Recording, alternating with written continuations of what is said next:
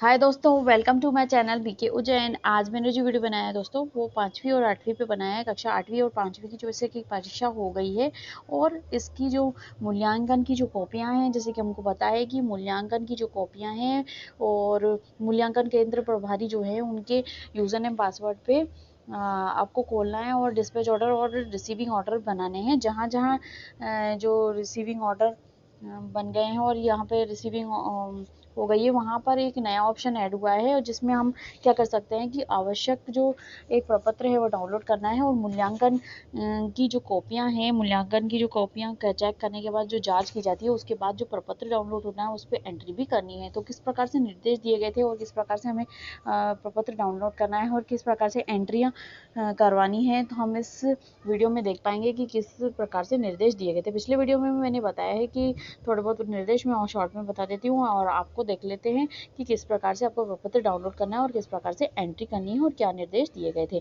तो शुरू करते हैं दोस्तों आज का वीडियो और देख लेते हैं क्या है रहने वाले हैं इसके निर्देश।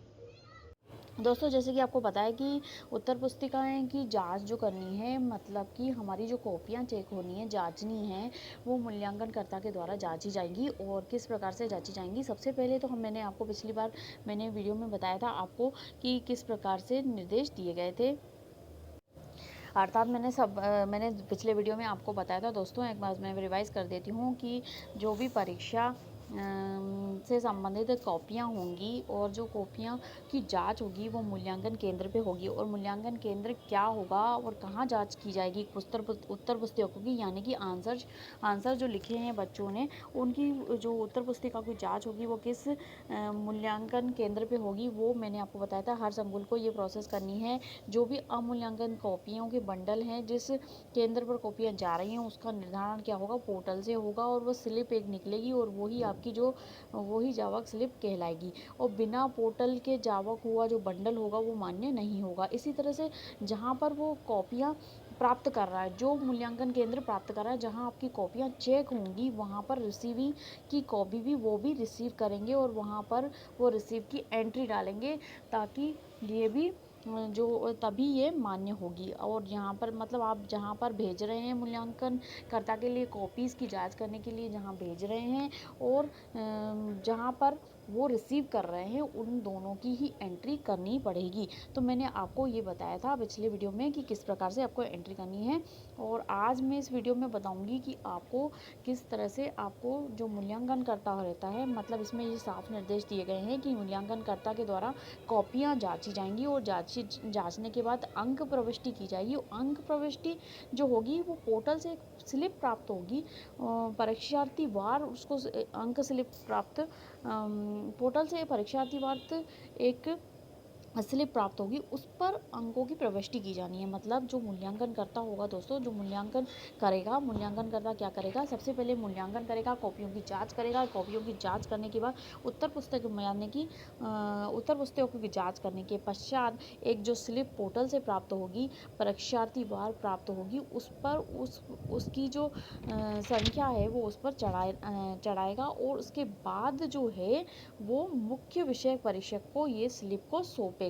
और स्लिप के साथ क्या सौंपेगा, मूल्यांकित उत्तर पुस्तिका भी सौंपेगा। मतलब उसने जो आंसर शीट को चेक किया था वो भी सौंपेगा और वो स्लिप भी सौंपेगा, जिसमें उसमें जो अंक मार्क किए गए हैं। फिर अंकों का परीक्षण करेगा। कौन परीक्षण करेगा, मैंने आपको बताया था, मुख्य विषय परीक्षक जो है अंकों का परीक्षण कर वो भी अपना हस्ताक्षर करेगा। पहले तो मूल्यांकन करता हस्ताक्षर कर देगा, फिर उसकी परीक्षण करने के बाद मुख्य विषय परीक्षक हस्ताक्षर करेगा, फिर मूल्यांकन केंद्र प्रभारी को सौंपेगा और फिर उसकी एंट्री वो जो है मूल्यांकन केंद्र प्रभारी की जिम्मेदारी होगी कि वो उसकी एंट्री करवाए। तो इसकी जो प्रोसेस है, मतलब जो स्लिप है, स्लिप को कैसे निकालना है मैं आपको बता देती हूँ कि किस प्रकार से स्लिप निकालना है और आपको अंक भरने हैं। दोस्तों, जैसे कि मैंने पिछले वीडियो में भी बताया था आपको कि जो भी डिस्पैच ऑर्डर बनाने हैं और रिसीविंग के लिए, मतलब आपकी जो उत्तर पुस्तिका जहाँ जा रही है मूल्यांकन के लिए, उसके लिए डिस्पैच ऑर्डर भी इसी वेबसाइट से बनेंगे। और जो आंसर शीट, मतलब जो जहाँ पर वो रिसीव कर रहा है उत्तर पुस्तिकाओं को, एग्ज़ाम सेंटर की उत्तर पुस्तिकाओं को, वो भी इसी वेबसाइट से बनेंगे और जो स्लिप निकलेगी जहाँ पर अंक जो है मार्क करने हैं, जो भी बच्चों के जो भी लिस्ट दी गई है उनके जो अंक मार्क करने हैं और उसकी जो ऑनलाइन स्लिप निकलेगी वो भी इस पोर्टल से ही निकलेगी। तो rskmp.in इस पोर्टल को आपको डालना है किसी भी ब्राउज़र में, और बीडी नंबर किसका डलेगा, मूल्यांकनकर्ता का डलेगा। जो मूल्यांकनकर्ता प्रभारी होंगे उनका बीडी नंबर पासवर्ड डाल के वो स्लिप निकालनी रहेगी। दोस्तों मैंने यूज़र नेम पासवर्ड डाल के और कैप्चा कोड डाल के इसकी ऑनलाइन खोल लिया है, और अब देखते हैं कि आगे की प्रोसेस क्या है। दोस्तों जैसे कि मैंने मूल्यांकनकर्ता की प्रभारी की आईडी से खोल लिया है, और आपको दो ऑप्शन दिख रहे होंगे जैसे कि डिस्पैच और रिसीविंग और मार्क लिस्ट। तो हमने जो पिछले वीडियो में देखा था कि डिस्पैच जो हमारी जो कॉपियाँ चेक नहीं हुई हैं और आम मूल्यांकन है उनके लिए आर्डर कैसे जनरेट करना है, तो हमें डिस्पैच पे क्लिक करना है और कहाँ हमारी कॉपियाँ चेक होंगी, इसलिए डिस्पैच ऑर्डर बनाने हैं। तो डिस्पैच ऑर्डर बनाने के लिए हमने डिस्पैच ऑर्डर को क्लिक कर लिया और देख लेते हैं कि हम एक बार और की प्रोसेस क्या होने वाली है। दोस्तों जैसे कि मैंने पिछली बार बताया था कि आपको डिस्पैच ऑर्डर बनाने के लिए जो डिस्पैच ऑर्डर होंगे उसके लिए डेट लिखनी पड़ेगी, और डेट के बाद आपको टोटल पैकेट 5th और 8th के, और यहाँ पे सबमिट कर देना रहेगा। सबमिट करने के बाद आपको इस तरह से ये पावती मिलेगी। आपको इसको सेव करना है या फिर जो भी करना है, PDF करना है या प्रिंट आउट निकालना है, तो आप इसको पहले PDF में ले लीजिए, PDF या एक्सेल में जिसमें भी लेना हो।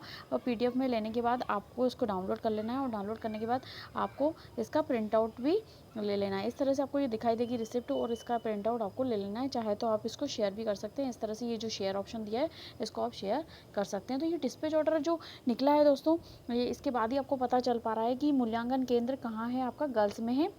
मतलब जो परीक्षा हेतु संकुल जो था हमारा खरसोद था, लेकिन हमारी जो कॉपियाँ चेक होगी वो गर्ल्स संकुल में चेक होगी इसकी।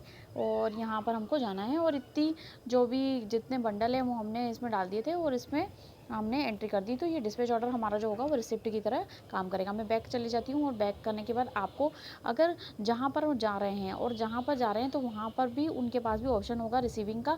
तो जहाँ पर ये गर्ल्स संकुल मतलब हमारा परीक्षा केंद्र था, तो जहाँ पर हम गए थे मतलब वो जो रिसीविंग वाला ऑप्शन होगा वहाँ पर वो जो गर्ल्स वाला होगा वो यहाँ पर गर्ल्स जो भी संकुल होगा वो यहाँ पर रिसीविंग प्राप्त कर लेगा। वहाँ पर जो परीक्षा मूल्यांकनकर्ता प्रभारी होंगे वो अपना मूल्यांकन केंद्र का प्रभारी खोलेंगे और ऑप्शन, और वहाँ पे गर्ल्स संकुल जो होगा वो इसकी रिसीविंग को प्राप्त कर लेगा। ठीक है, इस तरह से हमको पता चलेगा कि हमारा मूल्यांकन केंद्र क्या है। और मूल्यांकन केंद्र प्राप्त करने के बाद और जहाँ पर रिसीविंग हो रही है वो भी इसी तरह से रिसीविंग कर लेगा। मान लीजिए दूसरा हमने संकुल ले लिया है, अभी इन्होंने रिसीविंग नहीं की है, तो हमें क्या करना है, जो भी हमें रिसीविंग करनी है तो हम क्या करेंगे, शो पर क्लिक करेंगे। जो भी संकुल होगा हमारा सेलेक्ट कर लेंगे, और उसके बाद हमारी जो डिस्पैच डिटेल है यहाँ पर दिखाई दे रही होगी कि उन्होंने कब भेजा है। अब रिसीविंग डेट जो है यहाँ पर हम डाल देंगे, रिसीविंग पैकेट की 5वीं कितने पैकेट रिसीव हुए और 8वीं के कितने पैकेट रिसीव हुए, और यहाँ पे सबमिट कर देंगे। तो इस तरह से हम जब सबमिट करेंगे तो रिसिप्ट जनरेट हो जाएगी। अगर किसी और की हम देख लेते हैं कि जिसने जनरेट कर ली हो रिसिप्टिंग, तो हम शो पर क्लिक करेंगे तो इस तरह से दिखाई दे रही होगी कि इसकी रिसिप्ट जनरेट हो गई है। तो अगर हम इस पर इसको भी रिसिप्ट को सेव करके और प्रिंट आउट निकाल के रखना चाहते हैं तो यहाँ पे क्लिक कर लेना है और PDF पे क्लिक कर लेना है, और PDF पे क्लिक करने के बाद इस तरह से डाउनलोड कर लेना है, और डाउनलोड करने के बाद आपको इसका प्रिंट आउट निकाल लेना है। प्रिंट आउट निकालने के लिए आपके पास प्रिंटर अटैच होएगा, और यहाँ पे इस तरह से ये डाउनलोड भी कर लेना है। यहाँ पे 3 बटन को क्लिक करके या फिर यहाँ पे प्रिंट भी निकाल लेना है। डाउनलोड करने के बाद सेंड फाइल भी आप जहाँ पर जिसको भी भेजना है, फिर व्हाट्सएप पे जहाँ पे भी भेजना है वहाँ पे आप भेज सकते हो।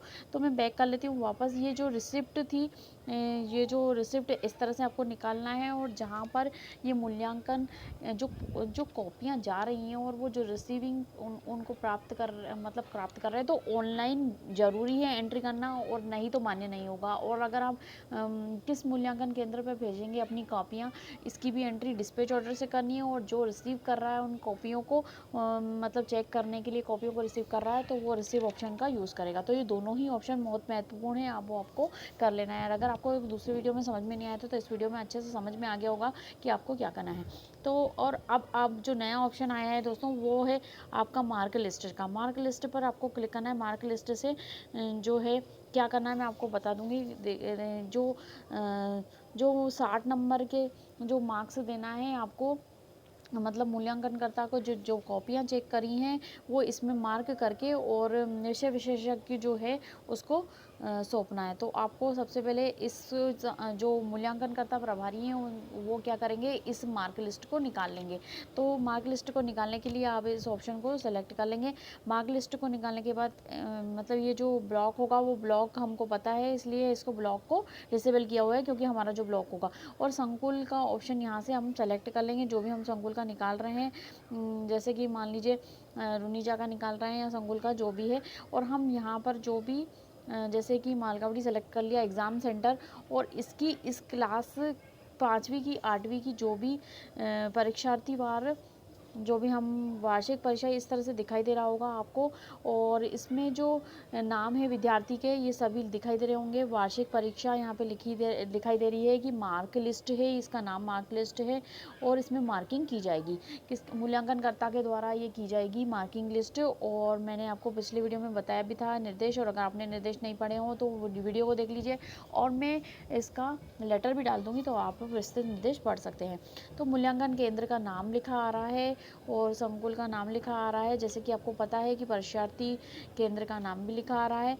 और यहाँ पर सारे क्रमांक, सरल क्रमांक और उसका अनुक्रमांक, विद्यार्थी का नाम, पिता का मार्क्स यहाँ पे लिखा आ रहा है। ऑब्टेन मार्क्स, जो भी उसने जितने भी मार्क्स ऑब्टेन किए हैं यहाँ पर लिखने हैं। और ऑब्टेन मार्क्स इन वर्ड्स में भी लिखना है। कई बार क्या होता है कि कुछ 4 की जगह 3 दिख रहा है या तो 4 दिख रहा है, 8 दिख रहा है, इस तरह से मिस्टेक हो जाती है। इसलिए जो भी मार्किंग होगी वो आपको वर्ड्स में भी यहाँ पे लिखनी रहेगी। तो यह सबसे पहले जो नीचे जो मार्किंग है, इससे पहले आपको विषय का नाम लिखना रहेगा कि किस विषय का आप मार्किंग कर रहे हैं यहाँ पर, और पूर्णांक लिखना रहेगा।